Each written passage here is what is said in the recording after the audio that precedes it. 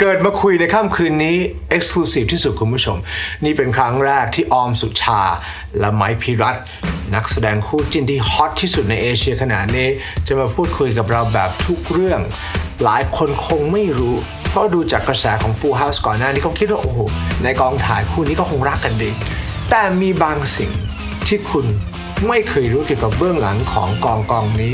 และคุณจะได้ทราบในคืนนี้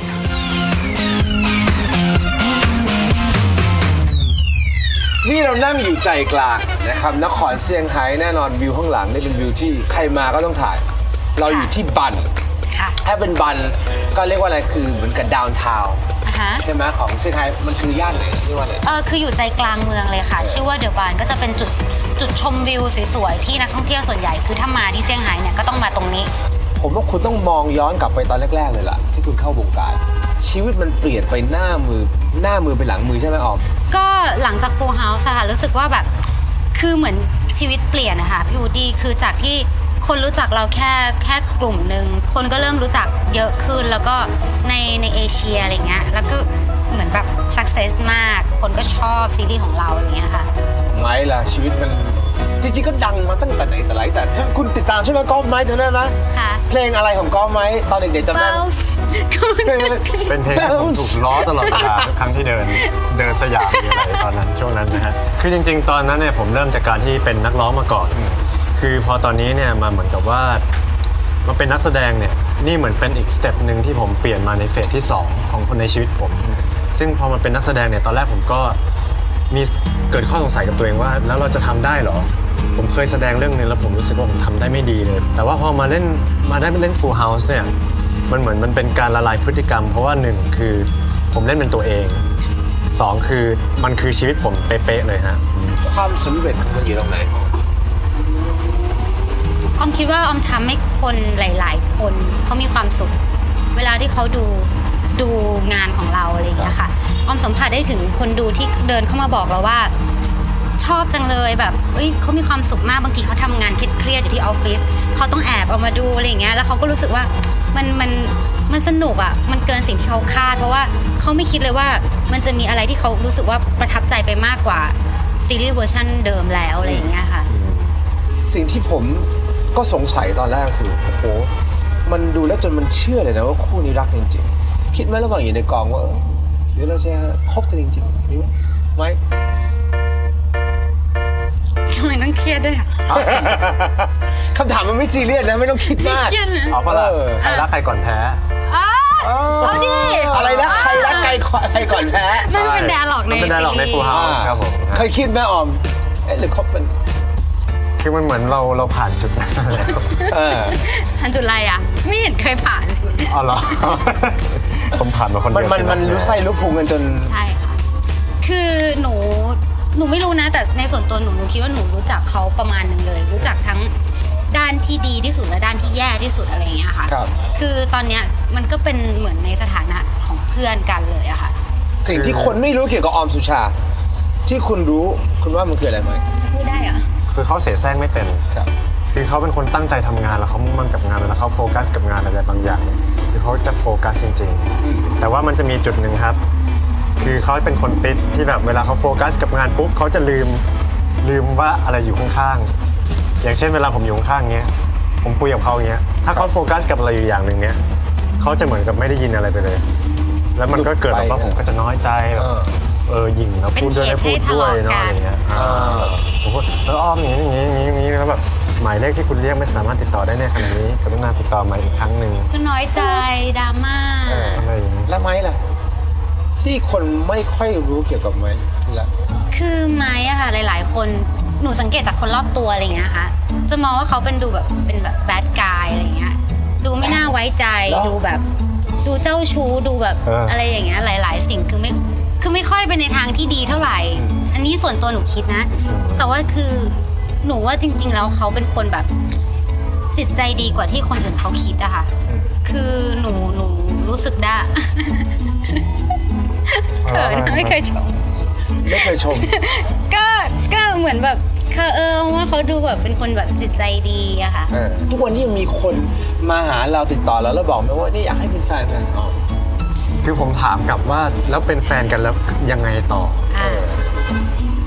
ถูกไหมฮะมันคนก็จะไม่รุนแล้วถูกไหมฮะแต่ว่าคือตอนเนี้ยคือเหมือนกับคืออย่างที่ผมบอกเราผ่านจุดตรงนั้นมาแล้วเราไปถึงจุดที่เรารู้ข้อดีข้อเสียของแต่ละคนแล้วเราก็เป็นเพื่อนกันมาอยู่เราก็เลยแบบไม่รู้จะพูดยังไงแต่ว่าคืออย่างมันจะมีกระแสบางกระแสที่บอกว่าพวกเราชอบเซอร์วิสแฟนให้ความหวังเขาว่าจริงๆแล้วเราอาจจะคบกันหรือเปล่าอะไรเงี้ยคือขอบอกเลยว่าออมกับไมค์คิดเรื่องนี้น้อยมากไม่คิดเลยดีกว่าเพราะว่าพวกหนูเป็นแบบนี้อะค่ะก็เป็นธรรมชาติของเราอยากจะเล่นเลยอยากจะพูดเลยอยากจะอะไรอยากจะกอดคอทุกอย่างมันก็เป็นธรรมชาติที่แบบเรารู้สึกว่าเราซินเซียร์ต่อกันอะไรแบบนี้ค่ะคือที่ทุกคนไม่รู้เนี่ยคือจริงๆแล้วภาพที่เห็นที่เราดูแบบสวีทแบบฟูลเฮาส์แบบโอ้โหแบบดูน่าเชื่อมากเลยแต่จริงๆแล้วเรากัดกันบ่อยมากครับผมเราทะเลาะกันคือเหมือนเราเกิดมาเป็นคู่กัดกันเลยฮะคุยกันไหมในกองถ่ายในกองถ่ายคุยน้อยมากครับผมมาถึงอีกคนละมุมคือมันจะมีช่วงหนึ่งยุคหนึ่งของเรียกว่าคือฟูลเฮาส์เราถ่ายประมาณ 5-6 เดือนฮะช่วงแรกๆก็แฮปปี้โอเคไปเกาหลีไปเที่ยวไหมเจอไหมโอเคแบบไปเกาหลีกันก็แบบอาจจะมีกัดกันมีน้อยใจกันแบบมีโกรธกันไหมเดินหนีลงจากรถนู่นนั่นนี่นั่นแต่เขาไม่รู้หรอกนะ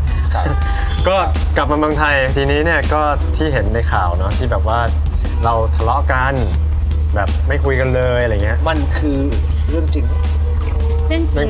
ทะเลาะกันแบบจริงจังเรื่องอะไรออมแรงสุดที่แบบเขาไม่คุยกับออมเลยแล้วออมก็ไม่คุยกับเขาเลยเพราะออมรู้สึกว่ามันไม่มีเหตุผลหรืออะไรเงี้ยในมุมเราเนี่ยค่ะคือเรื่องที่มันจะมีฉากหนึ่งที่เราเนี่ยอยู่บนโต๊ะอาหารใช่แล้วโต๊ะอาหารทีนี้มันดึกแล้วฉันจะเล่าก็บอกว่าไปอยู่บนโต๊ะอาหารแล้วคือหนูเนี่ยก็ต้องไปบอกเขาว่าเนี่ยต้องสอนวิธีแบบจีบหญิงอะไรเงี้ยแบบเหมือนหลอกเขาว่าคุณก็ดึงเขามาจูบเลย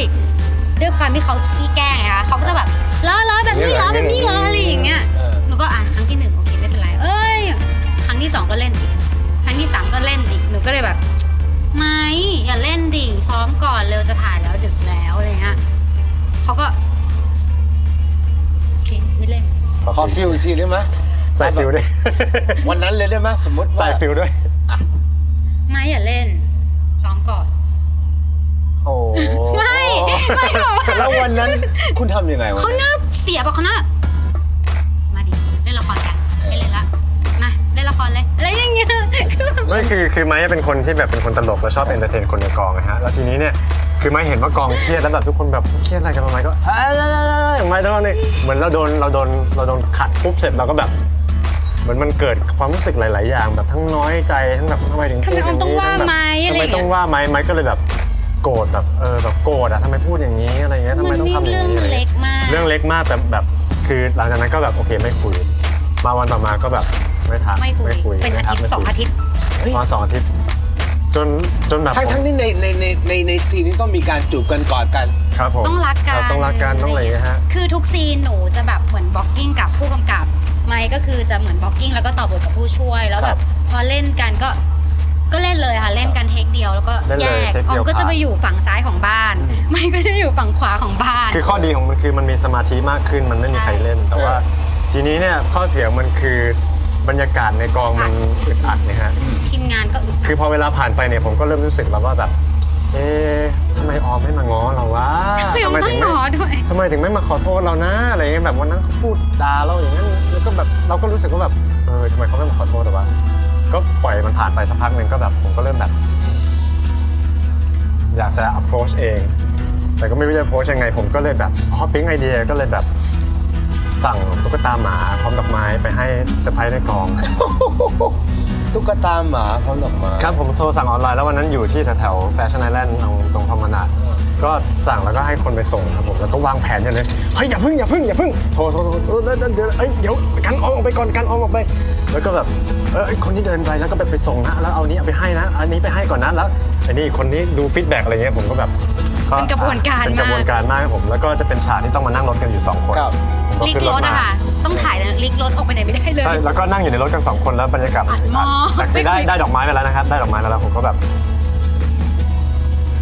ขอโทษออมก็หันมาแล้วบอกว่าไม่เป็นไรดิไม่ต้องขอโทษไม่เป็นไรเลยไม่ได้เป็นไรผมก็แบบ ยังไม่หายเหรอ อะไรอย่างเงี้ย คือผู้หญิงอะต้องมีฟอร์มนิดนึงอะค่ะ แล้วหลังจากวันนั้นก็โอเคขึ้น ก็ค่อยๆโอเค เหมือน ขึ้ มัน น ค่อยๆโอเค เดือนเลยหรือเปล่าไม้เขา ก็เป็นเดือนผมนะ โอ้โหแฟนๆทั้งเอเชียตอนนี้รอคอยมันจะมีเรื่องหน้าหรือยังออมกับมัน มี นี่เรายังไม่ทราบมี มี มีใช่ไหมมันมีใช่ไหม ไม่เล่นเหรอ อ๋อเล่นครับ เล่น